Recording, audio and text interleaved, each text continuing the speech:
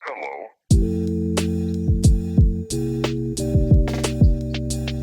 I love it, and I love you. I love you too, Josh. That took a little longer to respond than I would have hoped. Oh, I was scratching my eye. I was busy. Well, it would appear that you have much more important things to do, but for the time being, this is the Greater Mythos podcast, a very unorganized podcast. We talk about gaming, shows, movies, everything in between. We're both Josh, which, could confuse the common man, but for us, I think we make it work. Yeah, speaking of that, did you hear about the whole King of Josh's thing where a bunch of people named Josh went and fought with pool noodles? There were thousands of them. Wait.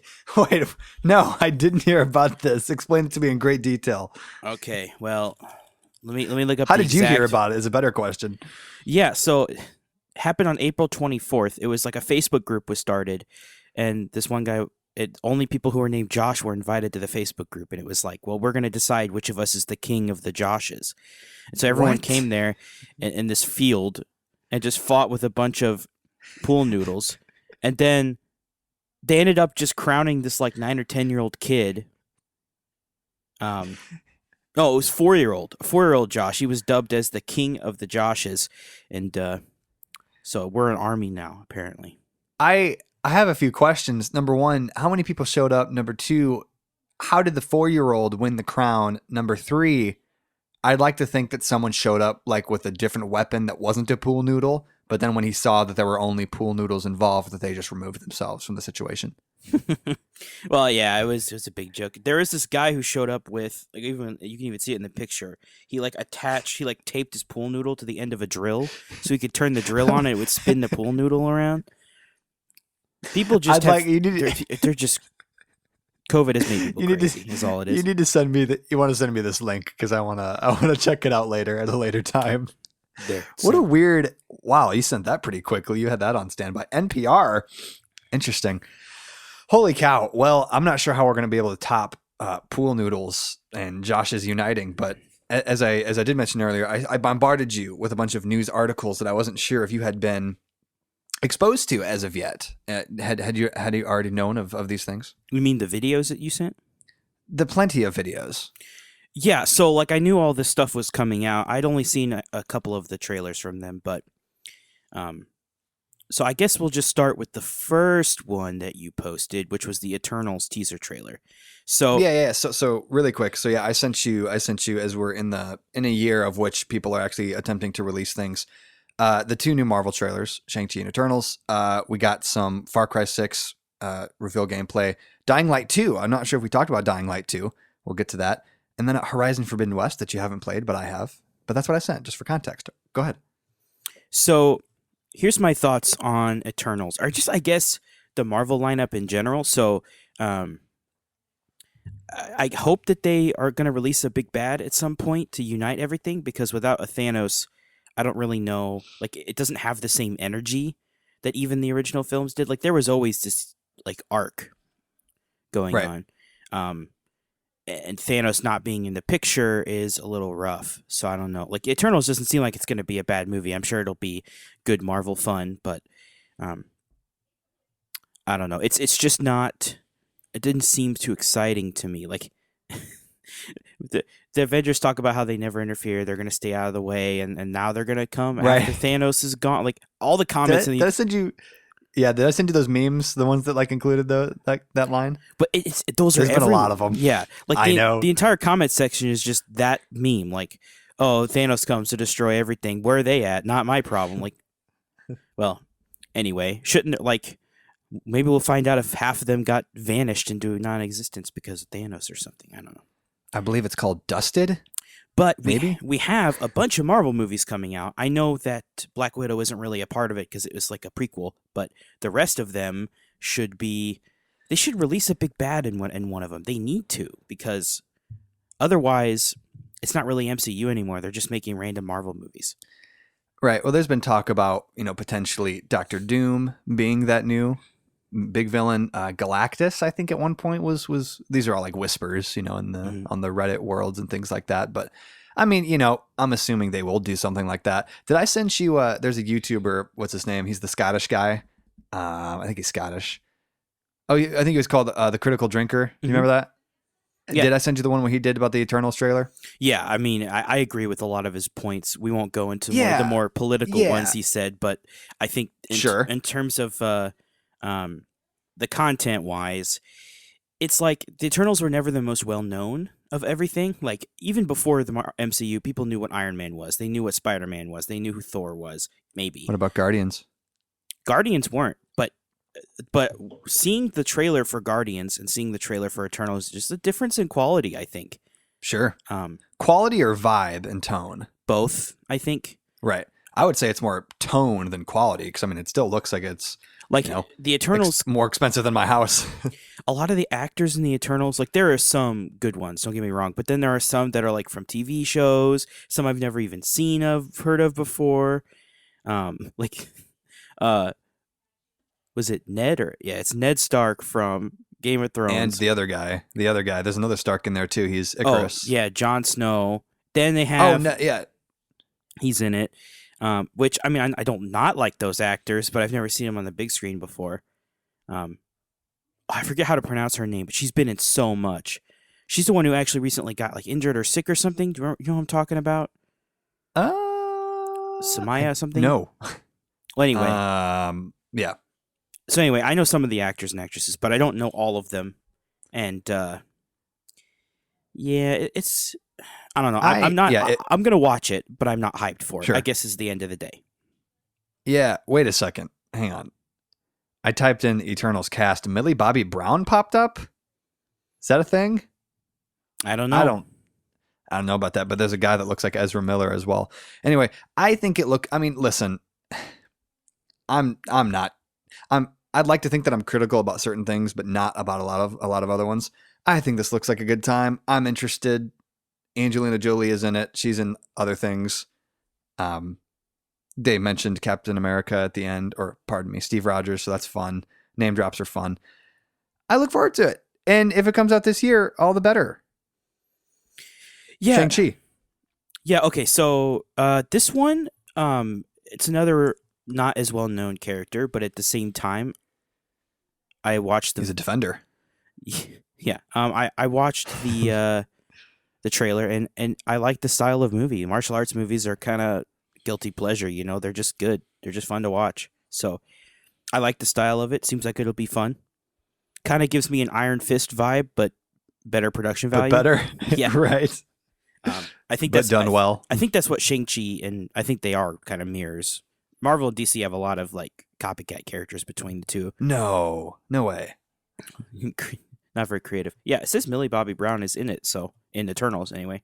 That's the first I ever heard of that. Interesting. Maybe she's gonna like show up at the end and be like, "I am Iron Man now."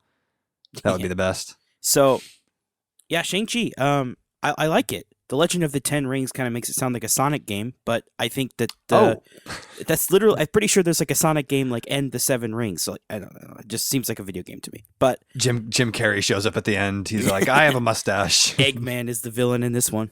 Be an interesting MCU. So out of the two, you know, from what you know as of today, which one are you kind of leaning more towards taking the cake for you personally? Oh, Shang-Chi. I'm more hyped for that. Really? I like the style of it. Really? Oh, of course. Interesting. Yeah, I mean, Eternals just doesn't do anything for me. And maybe the movie's going to blow me away in the theaters. I'm not going to write it off now, but I'm just not hyped for it. Not to beat it to death, but I've read 1.5 Eternals comic runs. Can I quote all of it to you? No. But to my knowledge, and I'm sure many can correct me, there's supposed to be like, you know, alpha tier heroes, so to speak. You know, they like, what are they? They either guard Celestials or they protect them or something like that. I can't remember, like the hibernating ones. Like they're supposed to be pretty OP to my knowledge. Mm-hmm. And so when they say, oh, we never showed up, we never involved until now.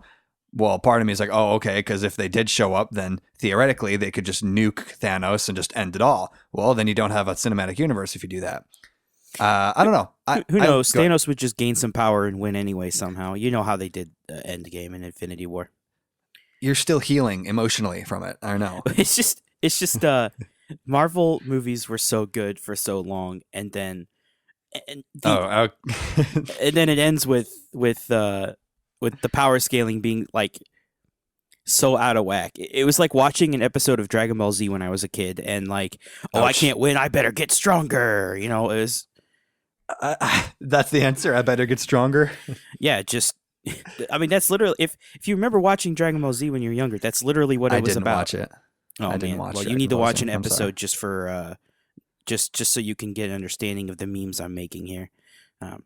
Literally, the entire show is just he trains, he gets stronger, he fights an opponent who's ends up being stronger than him. So, you know, because of the 90s anime tropes of friendship and well, it's not really friendship, but just protecting my friends and family, I must get stronger arbitrarily, randomly in the middle of the fight and win. I mean, oh, so he finds the power deep within, is what you're saying?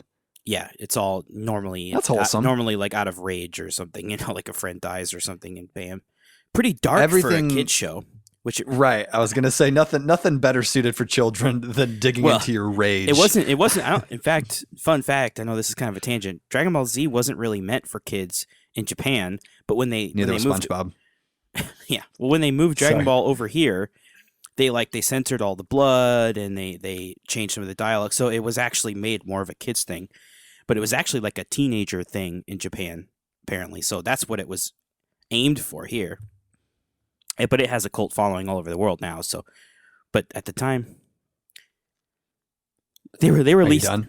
Well, anyway, you done with your Dragon Ball Z? I forget what I was. Anyway, that's what Endgame did. It was just yep. All right. And Eternals. I'm hoping that they don't do that, and that they can be OP. Just make the villains just as OP as them, and it's fine. Right. You know? Right. Anyway, that's enough of that. Well, they're going to run into Captain Marvel at some point, and then everyone's going to be happy. But anyway, one thing before we move away from Marvel, either yesterday or what's today? Yeah, either yesterday or Thursday, Oscar Isaac, who had been rumored to be playing Moon Knight in Disney Plus's original series Moon Knight, confirmed it by posting a picture of him with Moon Knight comics saying, "We are Moon Knight." So all of the Moon Knight is happening. Moon Knight. Are you looking at it? Yeah. So that's pretty cool. Go ahead. Oscar Isaac. I can't wait for the point where he's made out to look like an idiot on screen by the captain of the ship. You know. Anyway, that's Random's Last Jedi joke. No, I like the actor. I loved him in Star Wars until they did that to him. So I hope that. Oof. And I think Moon Knight's a cool character. He's like a second Deadpool. So. Yeah, well, I think Moon Knight, and again, I have one of his runs in my Comixology lineup.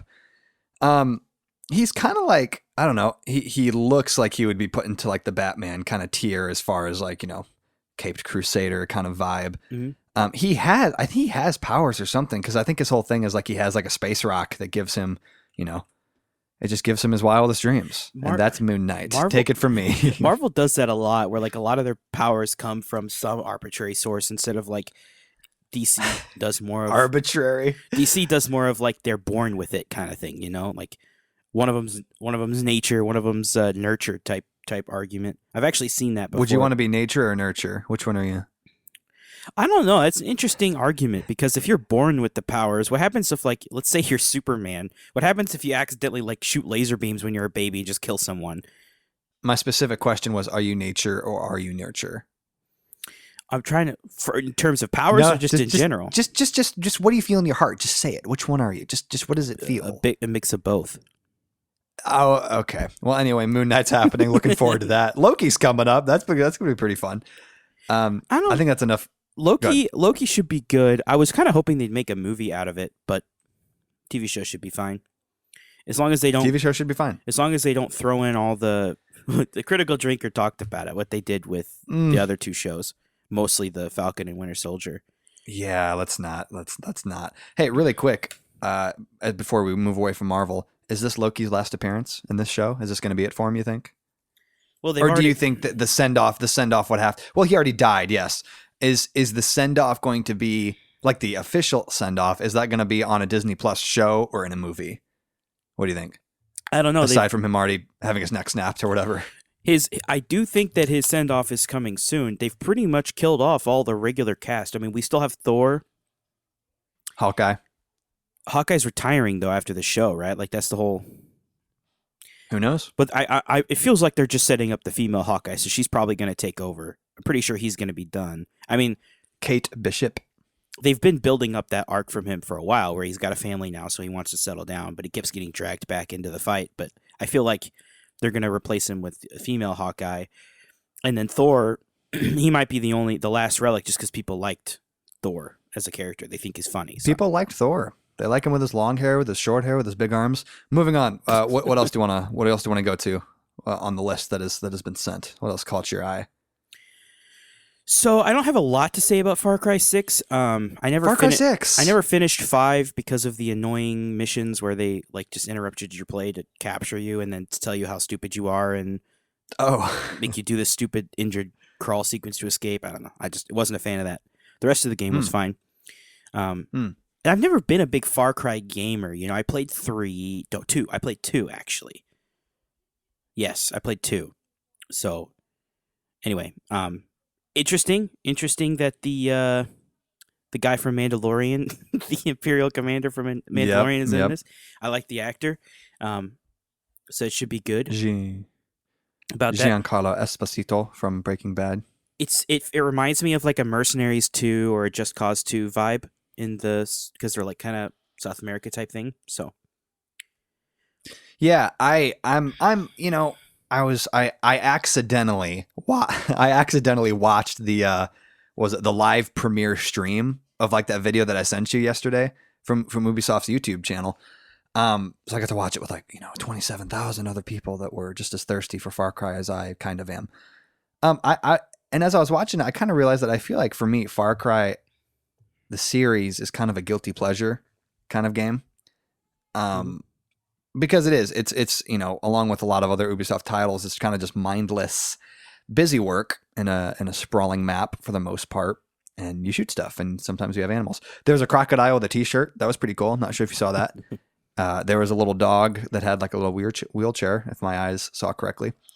And I'm trying to look it up here. I believe, just because I want to get the name right, it's set on the fictional island province of Yara, I think it's called. So you're in the middle of the Caribbean or the ocean somewhere, and you're like, hey, so it's fictional. It's fictional, and so things go down, and they're like, hey, this guy from Breaking Bad is doing a bad job trying to restore order. He's slaving people. Let's get him and his little boy. That's my summary of Far Cry 6. Yeah, so I think it's probably a good move to go to a fictional country because they kind of got some flack up when they did the American religious cult thing. There was did they? Yeah, it wasn't huge, but there were some. There were people that refused to play it because it was either too realistic or it was trying to insinuate some more serious political things that we don't want to see in our games. Well, I was gonna say, was it more on the side of that it was set in I think it was Montana, or just like the cult stuff? Both, because it was in the States and it was like kind of like a play on. I'm not going to talk anymore about it, but you know what I'm saying. It was kind of a play on cult stuff, and it's left a bad taste in people's mouths. So this is better. I mean, it's just I rather, if you're going to have evil, I'm okay with it being cheesy evil just to be evil. Like that, I don't need to know their motivations. Sure. I don't need to know that they were beat as a kid or that they were bullied and it turned them into this villain. Just give me a Where's your heart? Just give me a cheesy over the top villain. Stop. This is just me personally, but I'm just so over movies and games trying to make you feel bad for the villain because they're the villain, right? There's no excuse for being a villain. Just do it, What if it's to save the resources and, take out 50% of the population? What else on the list? We got Dying Light 2. I had some other Starfield talk that I wanted to get your thoughts on, and then Horizon. I'll briefly go over Dying Light 2 and Horizon because I never played the originals, so... of either of them. Oh, you never played Dying Light? No. So, open world zombie survival game. I mean, we've had 300 of them, but it looks fun. Drop the bad attitude. The one critique I have from the trailer is the faction system thing just reeks of Fallout 4. You have this faction that are the soldiers. You have this faction who are the evil bandit faction. Then you have the actual only morally good faction of the rebels or whatever, and you're supposed to choose them. The game developers want you to choose them, and here's some other factions that have obvious flaws next to them. Like the soldiers don't care about people's lives and they just take what they want, and the other guys are just pure evil and kill everything. I mean, come on. At least give me two choices that both seem ethically normal, but it's whatever. I know that's not the point. That's just a bonus thing in the game. For Horizon, I never played the first game. The only thing I really knew about the first game was I think it was Donkey's video where he just kind of made fun of the fact that she asks a question in every scene all the time.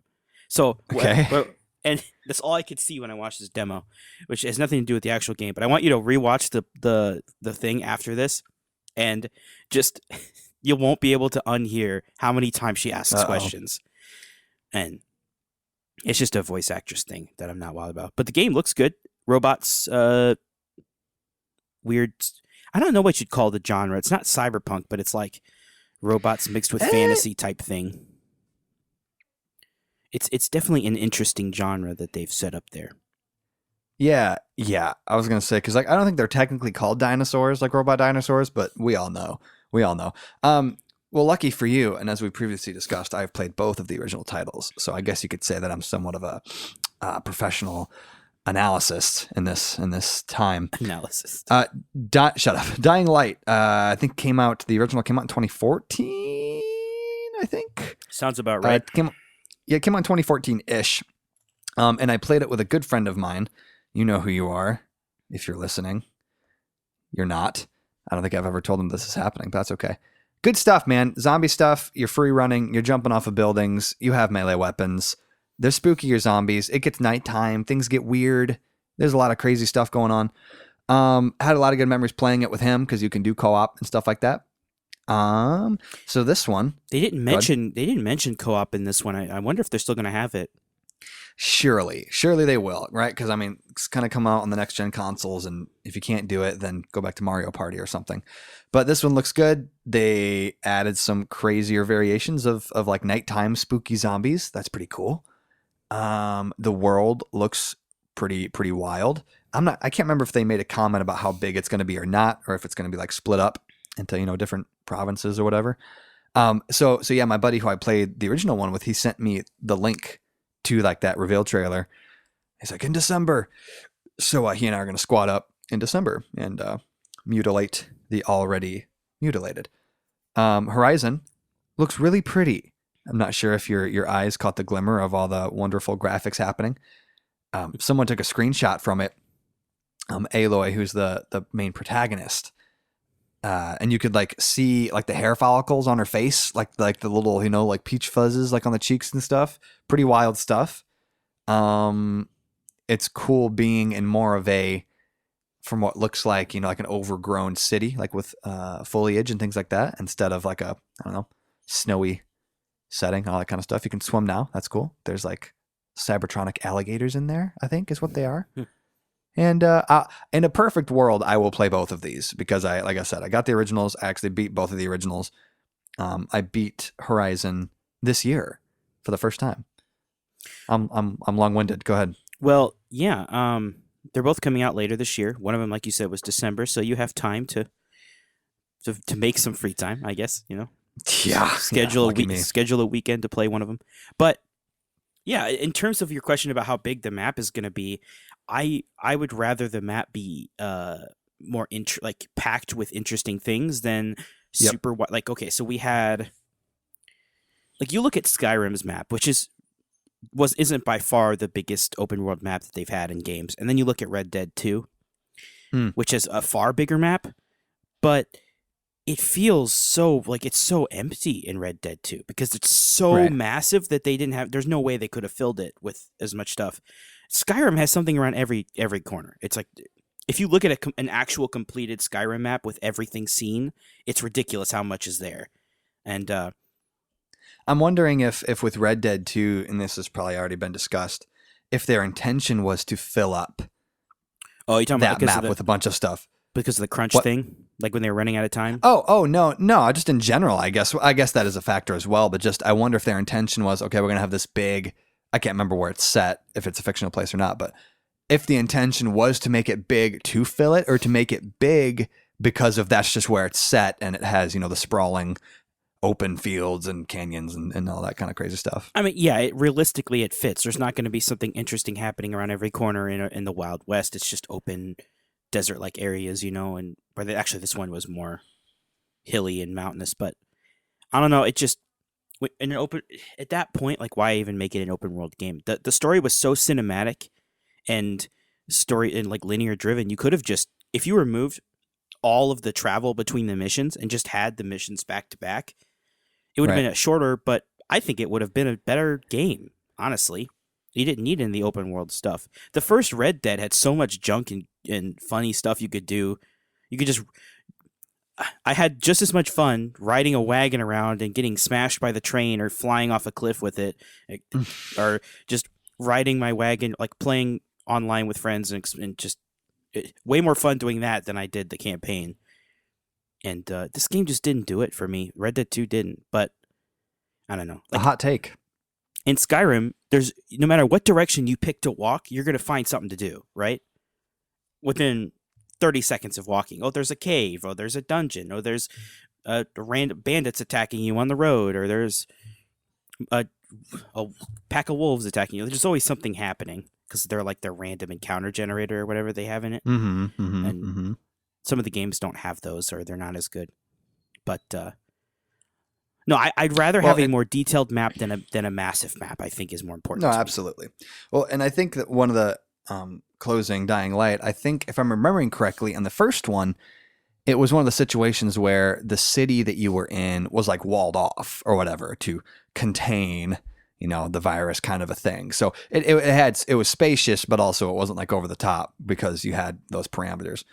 Nope, looking forward to that. Zombies are always a good time. Allow us to wrap up with Starfield. Have we ever talked about Starfield? Well, we don't really know too much about it yet, do we? Aside from the fact that it's exclusive. So yes. So Xbox exclusive, big deal there.